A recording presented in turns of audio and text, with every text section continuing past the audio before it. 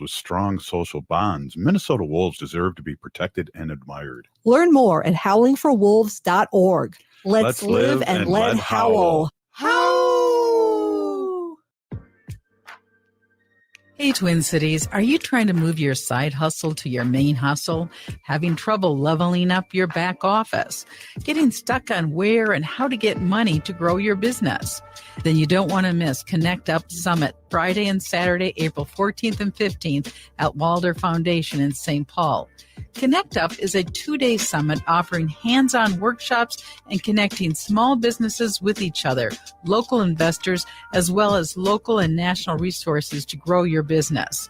You'll get to meet more people in the small business ecosystem in 2 days than would take you 2 years to meet on your own. Connect Up sells out every year, so get your tickets today. Go to connectupmn.org. Follow us on Instagram and LinkedIn to get the latest updates. Again, that's Friday and Saturday, April 14th and 15th at the Walder Foundation in St. Paul. That's connectupmn.org. Connectupmn.org. Hey, Cudahy to all my friends and relatives in 4 directions. This is Robert Pilot of Native Roots Radio presents I'm Awake. I'm here to ask you for your support. Finding honest Native-centered news is not easy. But with your support, we're able to provide accurate information about Standing Rock, Line 3, treaty violations, and COVID-19 in our Native communities. Please visit Native Roots Radio Network on Patreon and donate if you can. That's Native Roots Radio Network on Patreon. Pinigigi, and thank you for your support. With your AM 950 weather, I'm Brett Johnson. Look for partly cloudy skies tonight with a low around 35, Saturday sunny with a high near 62, and Sunday partly sunny with a high around 63. Latunji's Palette is hosting Joe Davis on Tuesday, April 11th for music and poetry. No charge or ticket required. Mingling starts at 6 p.m. and performance at 7 p.m. That's Joe Davis on Tuesday, April 11th at Latunji's Palette at 1400 Park Avenue South in Minneapolis. Portions of Native Roots Radio may be pre-recorded. It's a good day to be Indigenous. Get up, stand up. They are going to become more brutal. Because all the hippies were trying to be Indians anyway. They're going to become more repressive because it's a matter of dollars and their illusionary concepts of power. Hey, Victor. We must live in balance with the earth. And also with recent happenings at Wounded Knee. I am awake.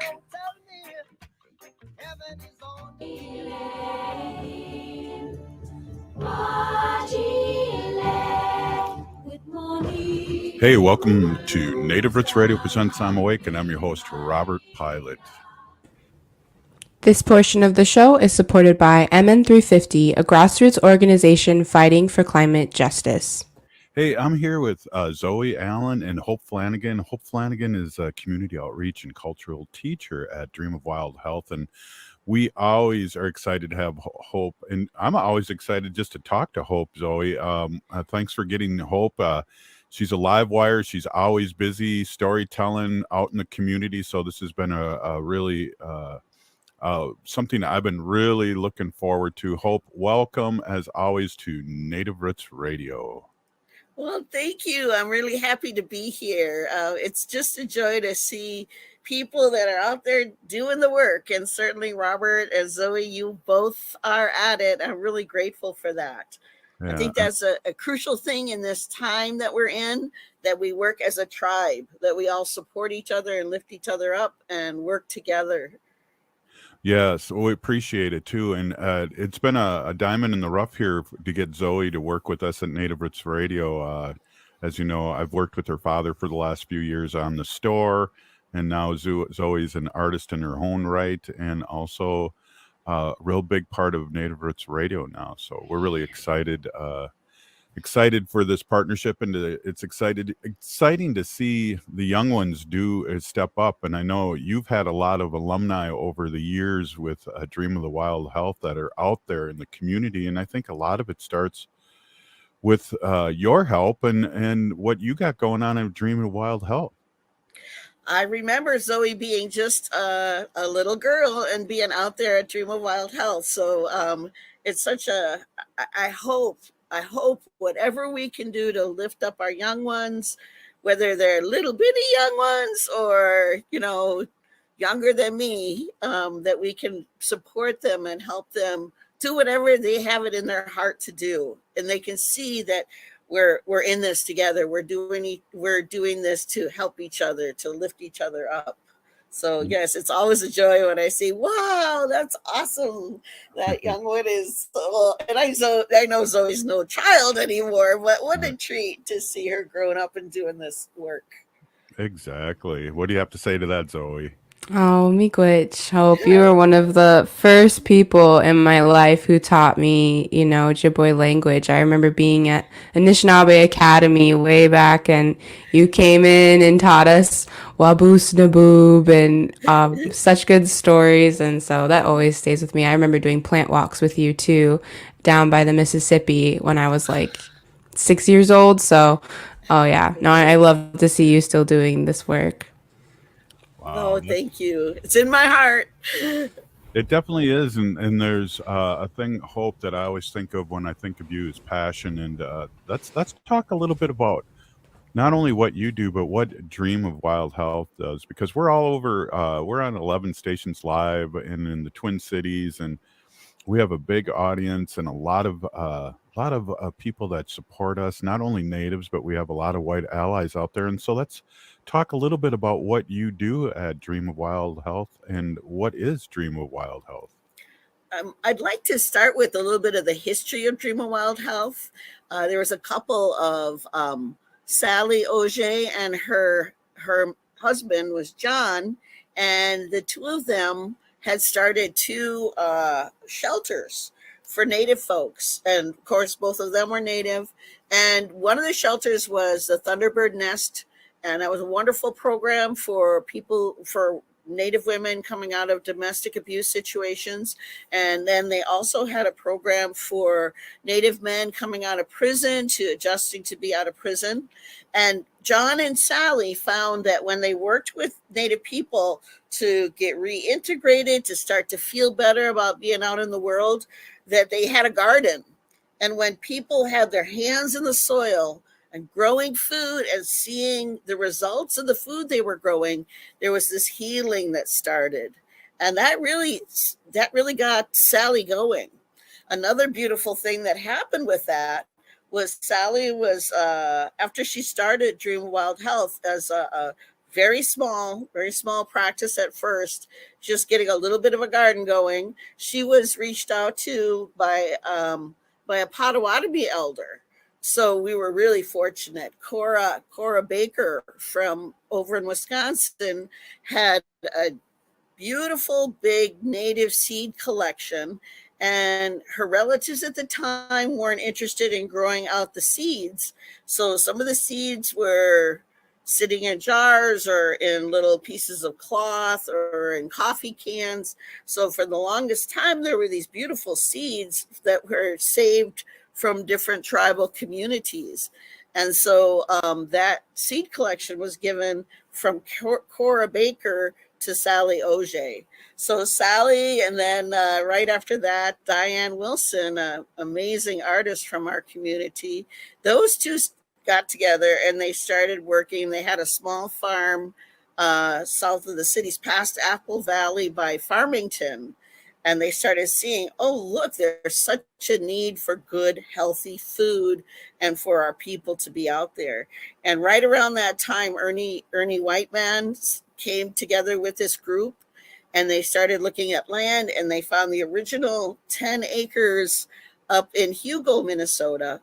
So that's where they purchased the land in Hugo, and it just flowed. It wasn't like there was a lot of impediments, that they found like, hey, this is really working. And somewhere in there, I started to work. Sally wanted me to work, and I said, Sally, I don't know anything about farming. She said, no, we'll have the cultural parts and we'll have the wild plant parts, because even in the languages, even in Ojibwe, you'll hear the Awasiag are the wild ones and the Awakanag are the domesticated ones, or it literally translates out into the enslaved ones. A lot of the people that I knew at the time, a lot of the elders were from areas where there wasn't enough soil to raise corn, beans, and squash and some of the other traditional garden plants. So we started working with the youth, and our first farmer had a shovel, and she would ride her bike out there to Hugo, and then it just kept snowballing from there, and it's been quite a journey. So now we bought an additional 20 acres, and we're putting up a processing plant because we keep getting to produce more and more food, and we're restoring the soil. So now we're working on a capital campaign because we're building an incubator farm. So we have the total of 30 acres. And now we have setting up a system where people who are interested in learning how to be farmers can have everything at their fingertips to get started, to become farmers. So it's quite an interesting process. We still are working with the young ones, and we're trying to get the young ones from Cora's kids 8 years old and keep them going into their teenage years, where they can become interns. As soon as they turn 12, they can start earning, to see what it's like to earn a little money to work in the system, and then they can become interns, and then they can become market workers, farmers, seed keepers. There's a whole range of different opportunities now. We always have an intern with our chefs and in the youth program as well. So we try to nurture them until they can do what they want to do. I mean, there's so many opportunities in the field of food. So we know food is medicine, and food is, you have to have clean food, clean water, clean air. That's what all of us have to have. Same with the plants. They need the same thing we need. Same with the insects. All life needs that. Clean water, clean food, clean air. Now for the plants, their food is the soil.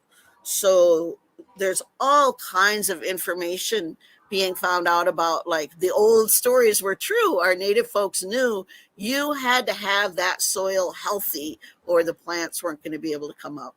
Hey, we're here with Hope Flanagan, a community outreach and cultural teacher at Dream of Wild Health. We are really excited, and we'll be right back after this short break. You're listening to Native Roots Radio presents I'm Awake.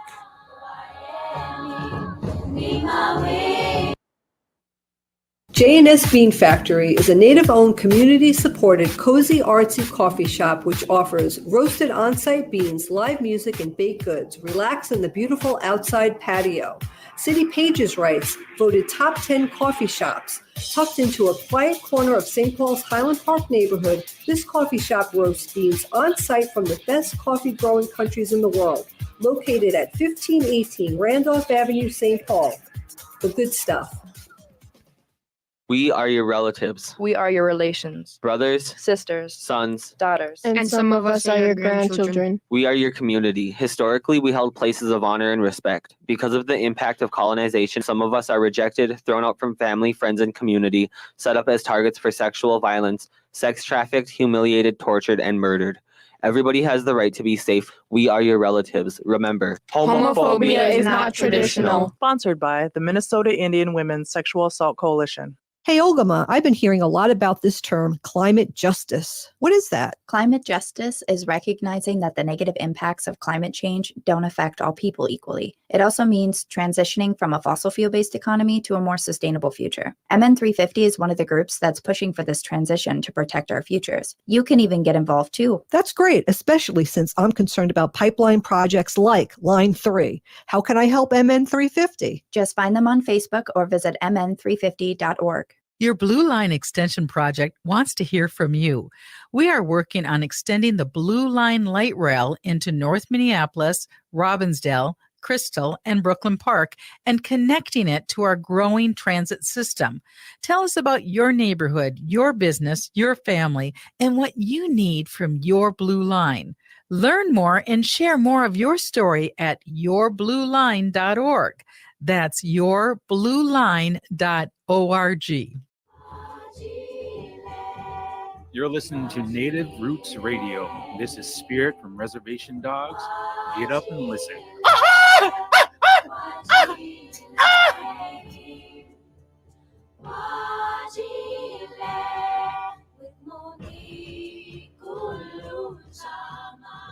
Become this big powerhouse in. Hey, welcome back to Native Roots Radio presents I'm Awake, and I'm your host, Robert Pilot. This segment of the show is supported by the Minnesota Indian Women's Sexual Assault Coalition. Hey, we are here with Hope Flanagan, and Zoe, I didn't realize you had such a long relationship with Hope. That is really awesome. I just see Hope in the community, outreaching, and I love talking to Hope, and she's a Gemini too. So, we were talking, Hope and I were talking about, I was the evil twin and she's the good twin of the Gemini sign. So good to see you, Hope. It's good to see you too, Robert.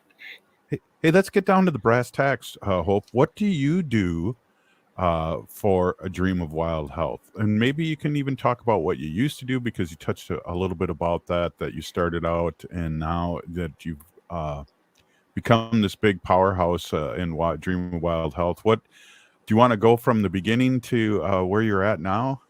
Sure. And when I first started at Dream of Wild Health, that was 15 years ago. I was working mostly with the youth, and we did not have people with farming experience on hand. It was a very small group of us. And we were looking at how do we get Native people to change their diet so they can get a healthier diet to, address some of the food issues that happened through the whole period of time where we didn't have access to our old lands, our old foods. So to try to get away from the commodity bodies that we had, where we weren't able to live in a way that supported our physical being. So I remember many years ago, we talk about, young people don't always hear about the balance between what we're trying to seek. And it's a continuous thing, is to try to find balance spiritually, physically, mentally, and emotionally. So to kind of restore access to some of our foodways was our original idea.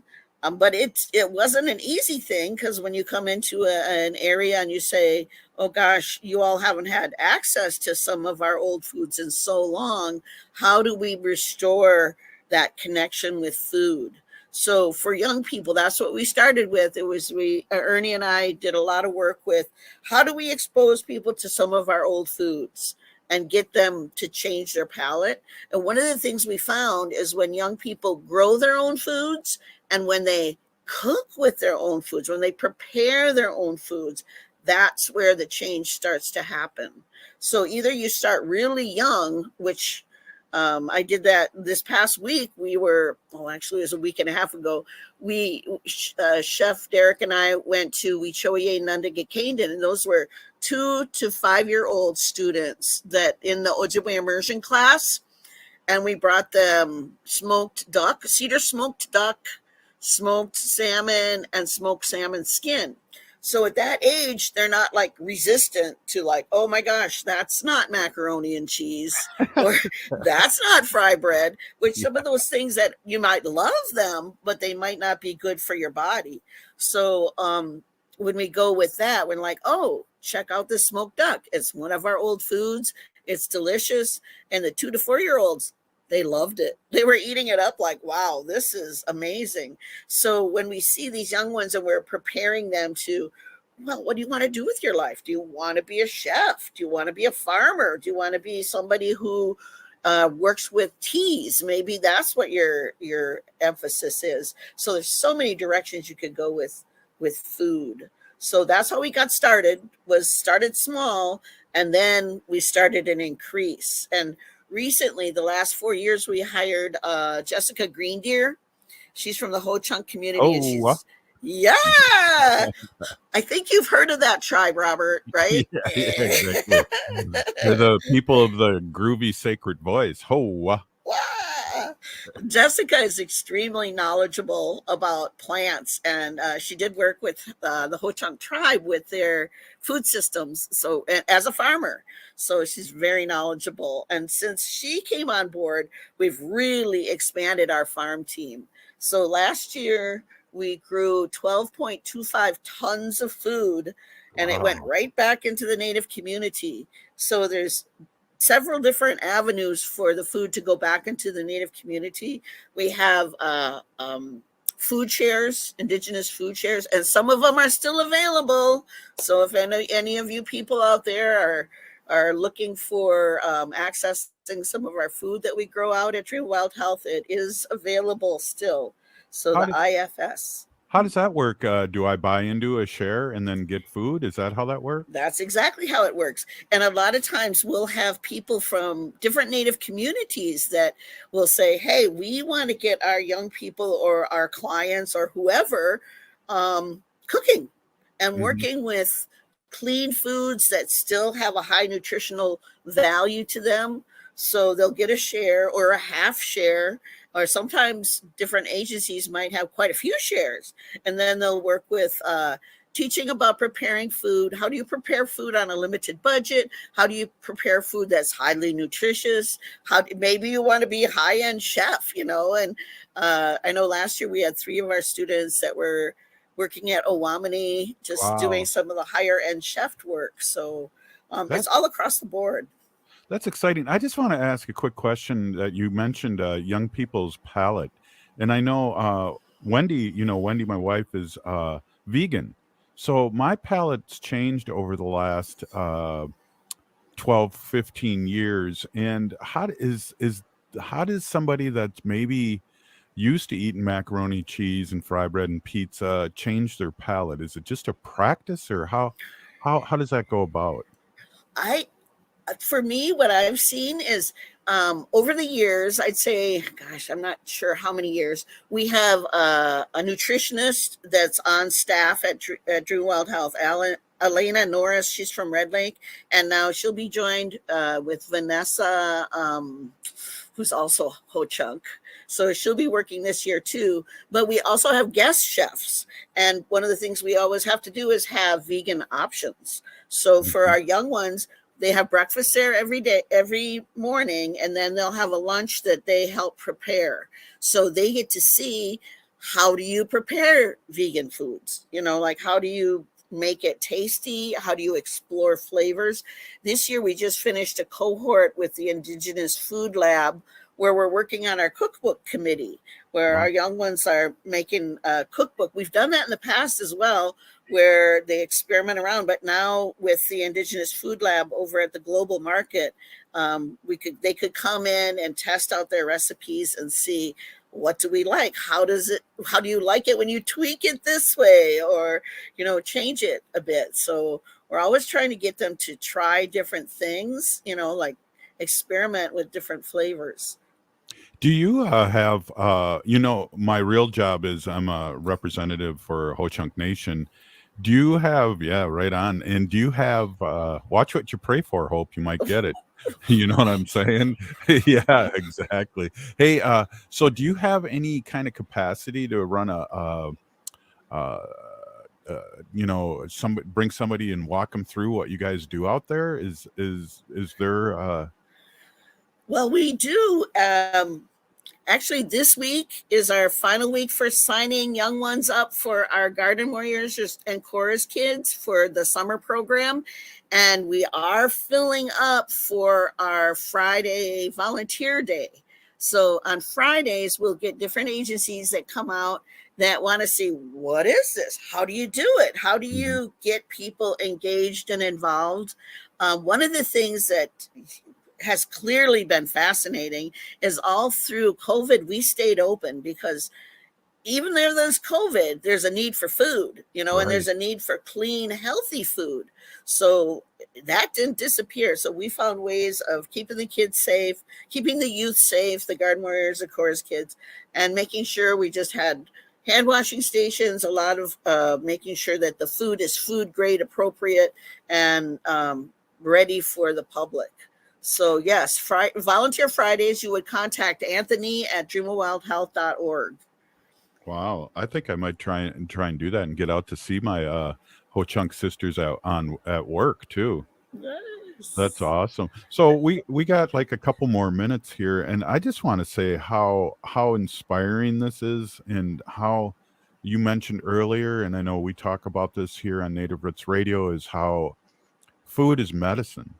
And if we have that mindset, we won't be sneaking out to fast food, and we'll be taking care just financially. I know Wendy and I eat out a lot, but when we cook our own food and vegetables here and mix it with some pasta, we just feel better.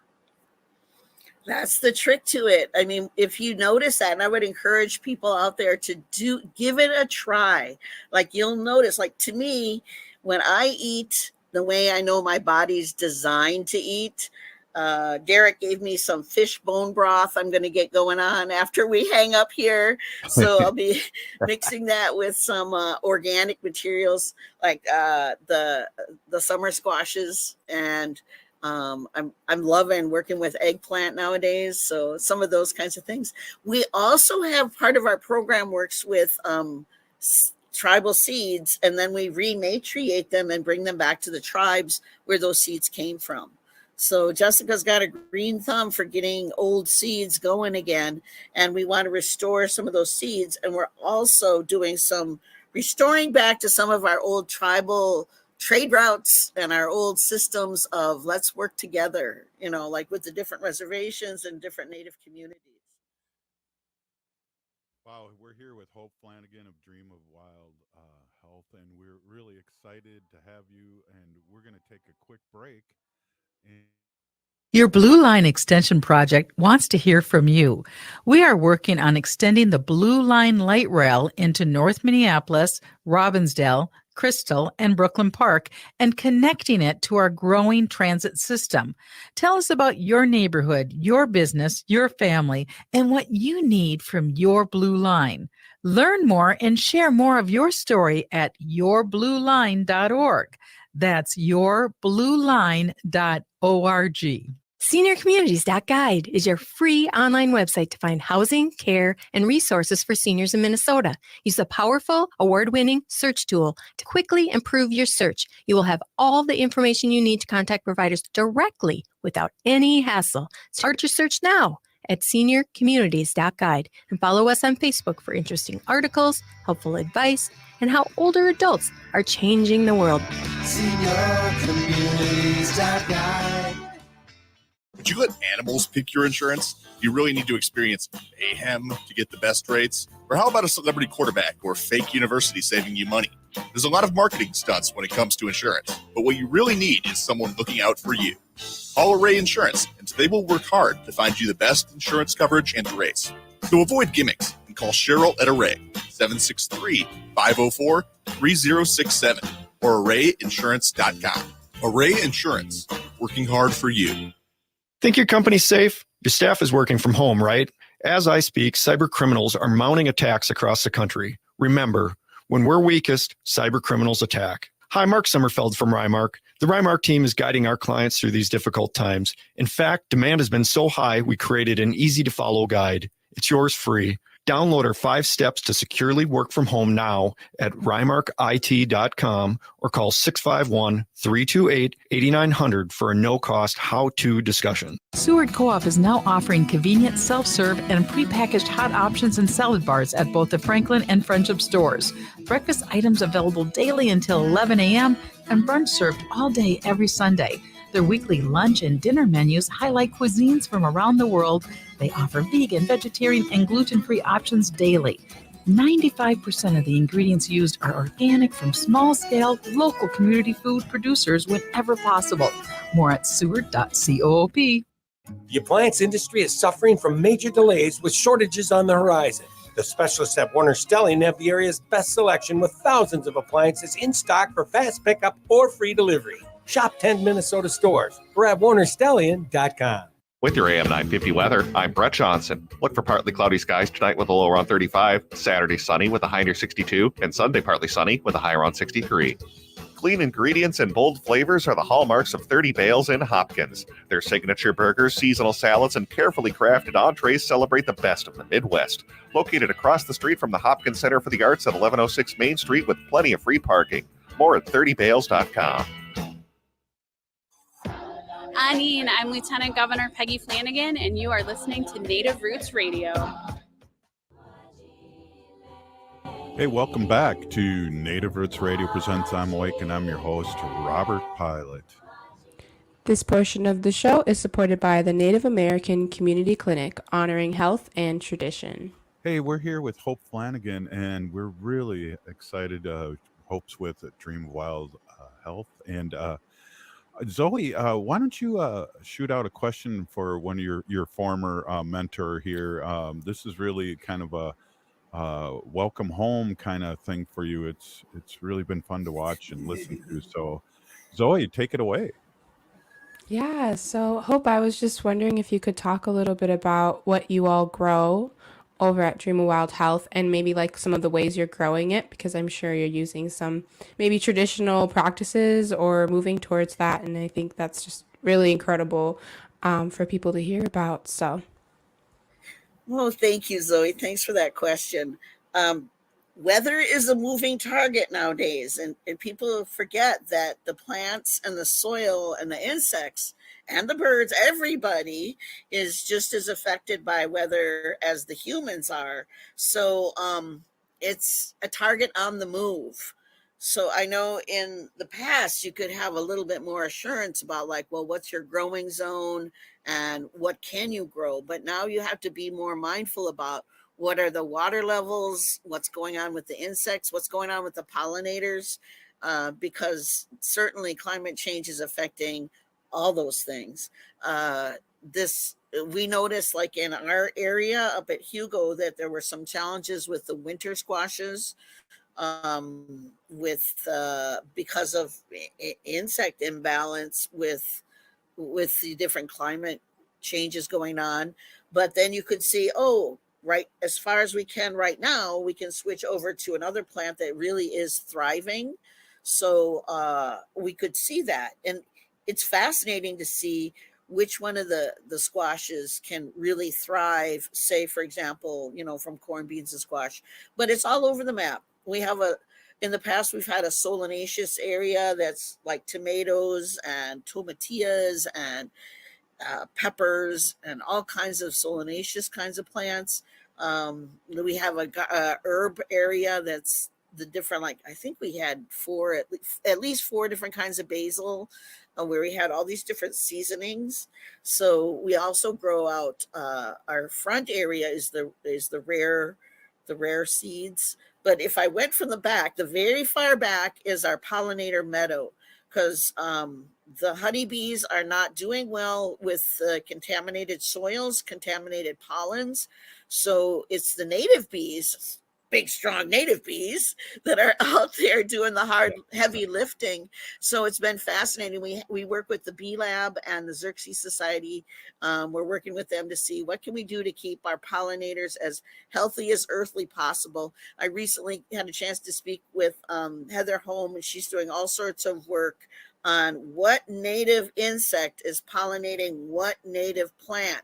And that was never defined before. So our back area is still all pollinator meadow to support native prairie plants and native pollinators.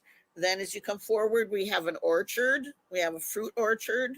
Now, last year was tough because right where we live, where we have our farm in Hugo, it was flooded to the north and drought to the south. So depending on the fruit type, say you're looking at elderberries that need a lot of water, or red willow, or, that's Cornus sericea, that they need a lot of water, so you'd say, okay, but then there's other ones, like we have one buffalo berry that's doing well, but that's because it doesn't need as much water. So you're going to be looking at what can these plants do in that area, our pollinator area is right adjacent to the orchard. And then we come into all of the plants that we grow for the community. So there'll be areas that switch out. One year we had 8 different kinds of purple potatoes. So we were looking at the nutritional level being higher, but which ones were best suited for our soil. We focus on no-till, because now we understand, humans are understanding, the less you till, the more those communities of biotics, the tiny microscopic organisms, they live in a community, and when you stir them up, they like to die. And now we're finding a lot of humans that have degraded systems because their digestive systems don't have the bacteria in there that they need to break down food. But also, if the soil is depleted, then the plants don't have what they need to produce the nutritional level that their ancestors produced. So that's that area there. Then you come closer, and we've got our farm circle. I've got a little patch to the side where it's all wild and medicinal plants. I kind of left it go wild because I want to see who's going to show up with climate change and who can't handle it. So it makes sense to kind of be monitoring. I do that on a big scale too. Like, I'm always out in the woods, and I'm always seeing who's showing up and who can't handle the climate change, because we're definitely seeing that happening. So then at Dream of Wild Health, we've got our kitchen, where everybody can come in if they're working. And in the past, we've always had our youth have some time working in the kitchen with the chef and the nutritionist. And then we have our cooking area, our eating area out front.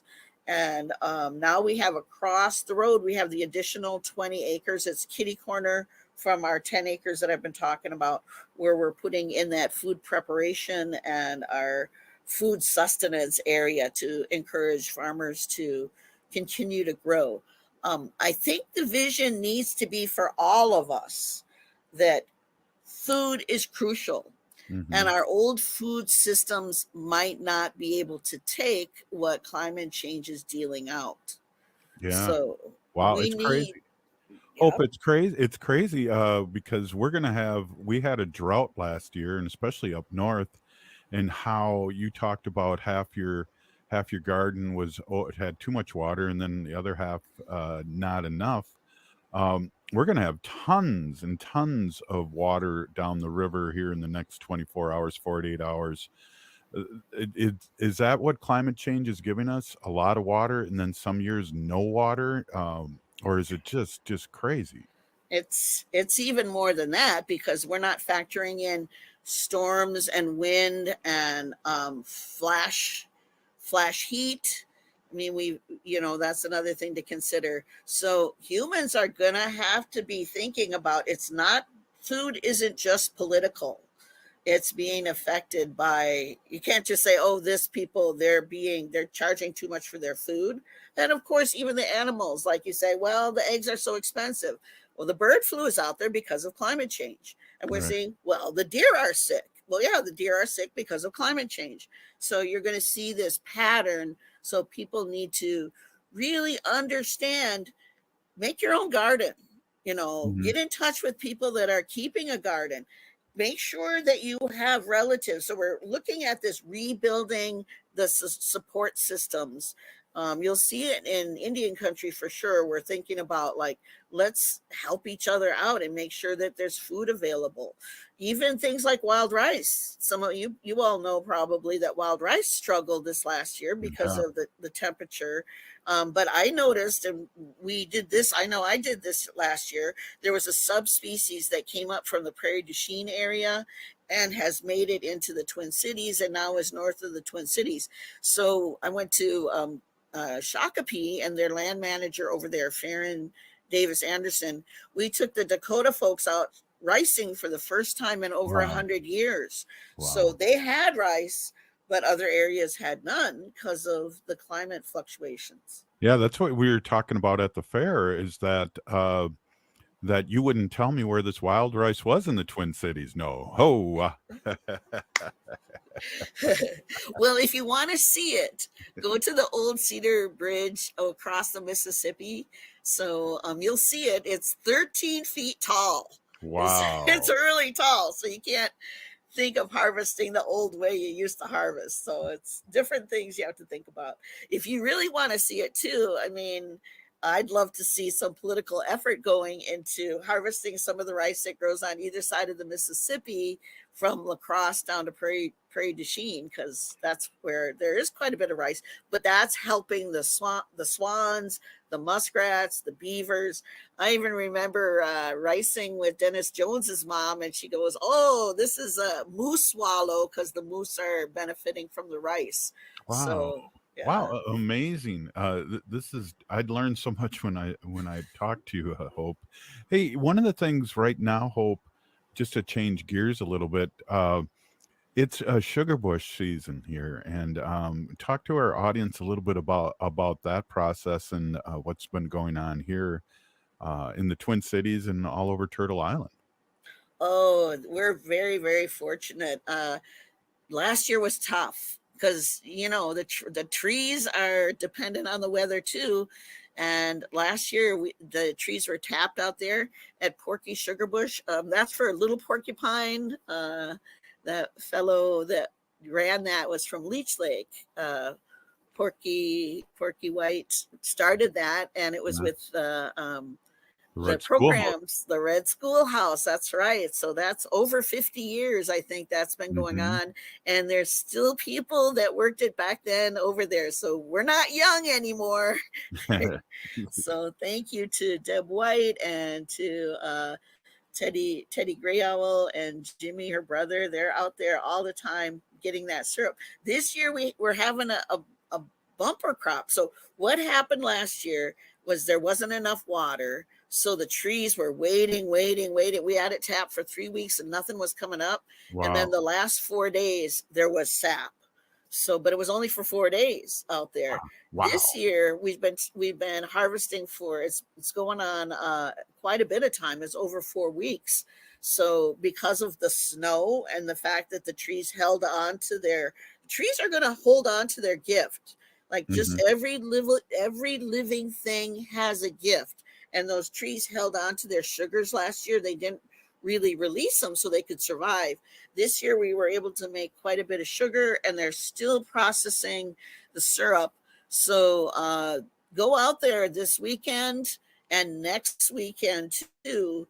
They'll be out there processing the sugar and thanking the trees. You always start with a week home game where you thank the trees at the beginning before anybody tastes it, and then you thank the trees at the end after we get to enjoy the harvest. Wow, that's amazing, and it's amazing that I noticed a lot of people have come out and visit Porky's and other sugar bushes to support. It's a festive time for us here, and I've even noticed, Hope, what's really funny, people in my neighborhood even are tapping trees, which is right on. You know, that I got to find the right tree for us. But hey, you're listening to Native Roots Radio presents I'm Awake, and we're here with Hope Flanagan. We're gonna end the show with Hope. This has just been really excellent. We'll be right back after this short break. Please stay with us.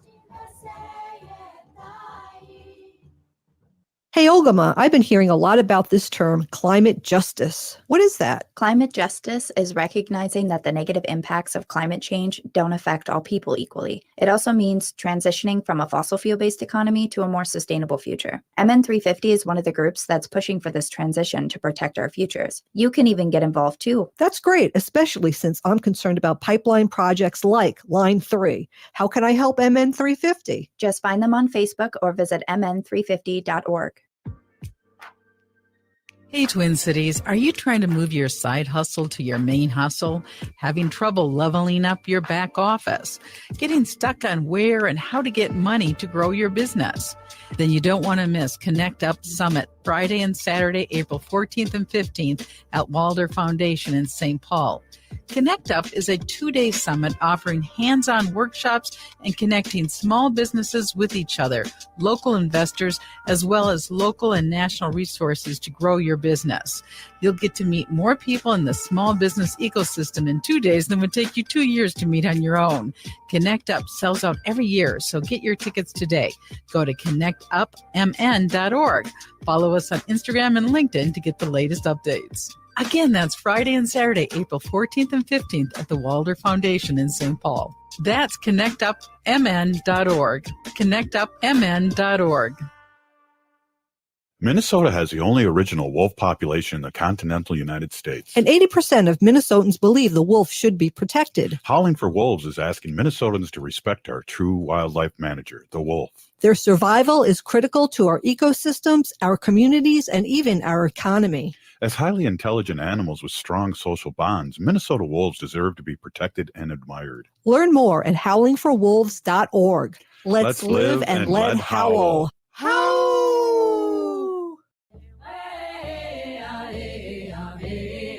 Hi, I'm Jane Fonda, and you're listening to Native Roots Radio. Hey, welcome back to Native Roots Radio Presents I'm Awake, and I'm your host, Robert Pilot. This portion of the show is supported by Howling for Wolves, protecting wolves for future generations.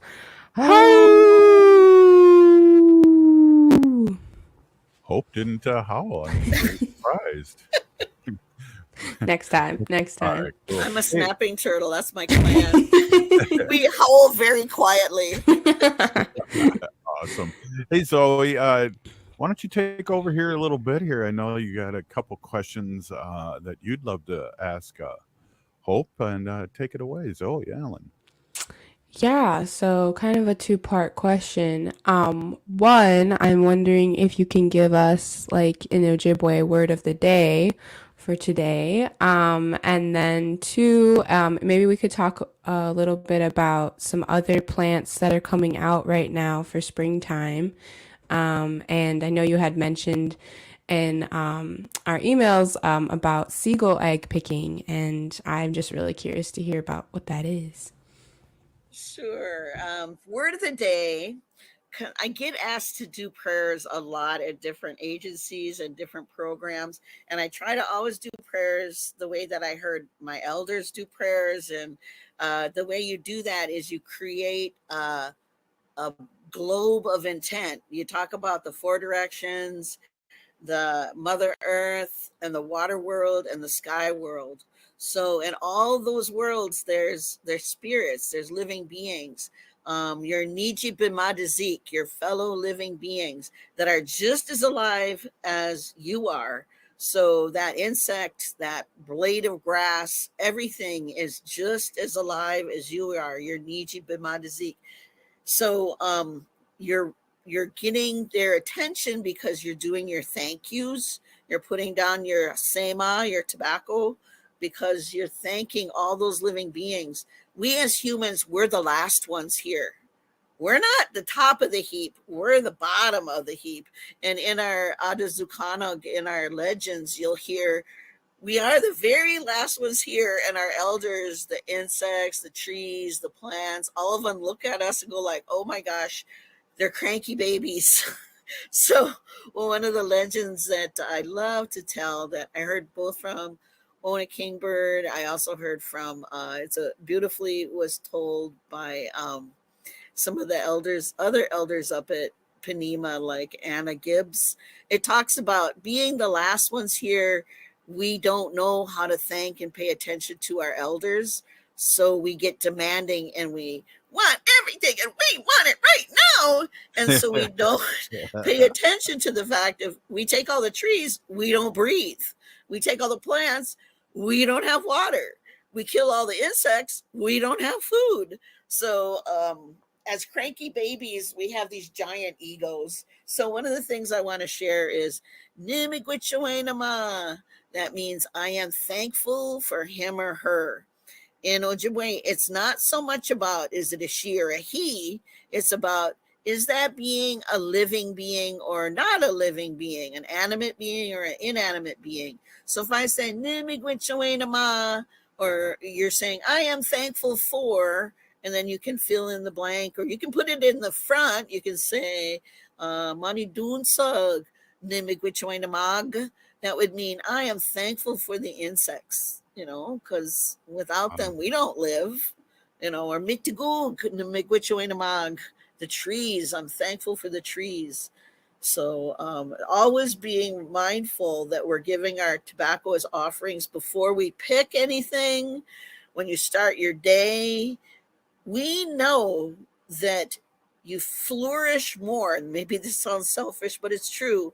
When you put out your thank yous and you remember to be grateful, you're going to be happier. Yep. So every day, start with your tobacco. I start with my Sema. And when I say tobacco, I'm always working with the inner bark of the red willow, Nice. Misquabeamish or Chanchasha. So that is for, you're being thankful, and your work in making that red willow is the currency of the spirits, because they see you mean it. It comes from your heart. It comes from your hands. It comes from your body. You're taking your time and your love and your energy to honor those beings. Wow. Hope, we don't have a front yard here anymore in St. Paul. We have we redid it where we have plants coming up, yearly plants, and it's. But we also talk about No Mo May here in the Twin Cities and all over Turtle Island, and you're hitting on that, and you've been hitting on that the whole show. And I just want to throw that out there, that how important it is for us as maybe inner city people to remember No Mo May, and all our little bees are doing their thing, and we don't want to rake them up. And you talked about the farms where the grading isn't happening now because of what we're doing to our other relatives, the insects. Yep. And right now, when you think about it, a lot of our native pollinators overwinter in those brittle brown stalks, those hollow stalks. So when you look at, say, anything in the goldenrod family, there's probably insects overwintering in there. So our native pollinators need to have space to live through the winter. If they're in there, or they're in that leaf litter, or they're down below in the first few layers of soil, you just got to respect them, because they're making it through the winter just like us. I've already started my spring plant walks. This past weekend was my first plant walk, which the snow is up to my knees, but we were doing a plant walk. And right now it's always picking season. So the last few weeks I've been picking nettle stalks. That's the woodland nettle. Muzzanatig is one way to say that in Ojibwe. It's talking about how it's prickly, but if you pick it now, you can process it for making fish nets. That elder named Ignatia Broker, she was the one who showed me that many years ago. So that's ready. I think I picked 200 of them recently. They just look like a little stick sticking out of the ground. The balsam poplar buds are ready. The cottonwood buds are ready for making salves.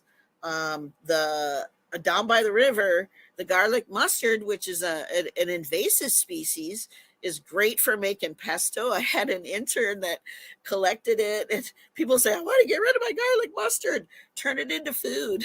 I had an intern that picked it and sold it to Alma restaurant because they wanted to use it for making pesto. So try to think about, how can we turn this challenge into a benefit? So yeah, it's always about that. Zoe, we got less than 2 minutes here. Any final thoughts? Any final questions for Hope? Oh, I was wondering if you could just share just like a small explanation of seagull picking, and then if you can just say the Ojibwe word of the day one more time for us. Sure. We're coming up on the time where the seagulls are going to be laying their eggs. The herring gulls up north, this is way up north and into Canada, you'll see those little islands that are rocky and maybe have one little pitiful tree on there. Maybe not. Maybe they don't even have that. Some people call those ghost islands, and those are nesting sites for herring gulls. And you'll see a cluster of eggs, and usually it'll be like four. They're about a little bit larger than a duck egg. They're greenish blue with brown spots on them. They're really beautiful. But if you think about them like you do with a chicken egg, if you take one, the gull's going to lay another one. So, that's how it works with chickens. So at this time of year, this was a big, wonderful experience that people would go out to those islands and look for the herring gull colonies and pick those eggs.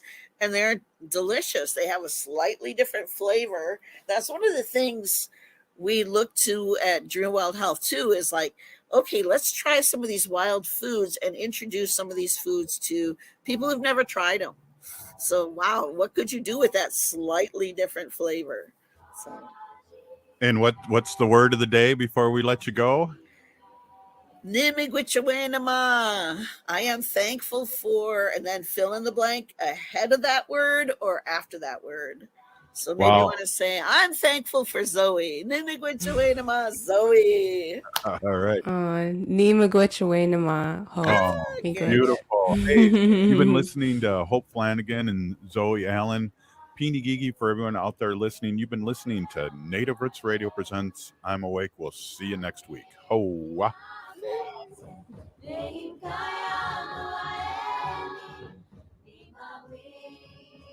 Turn to Auto Technical with your vehicle donation. We have families waiting for a car. You know, over 85% of unemployed are successful in finding and keeping a job if they have dependable transportation. A car plus a job equals a life changed. 612-919-5526.